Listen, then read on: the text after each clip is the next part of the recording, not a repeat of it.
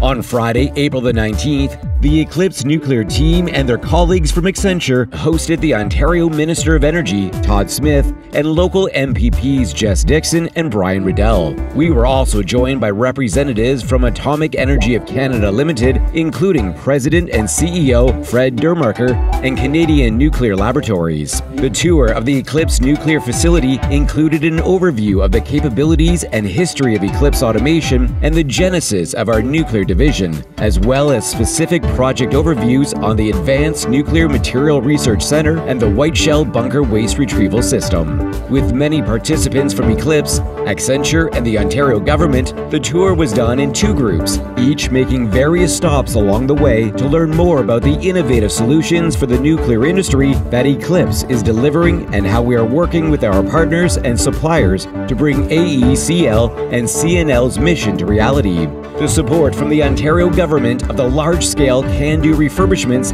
enabled companies like Eclipse to grow our capabilities and capacities to take on more challenging work in the nuclear space and to further position ourselves as a key supplier for our customers.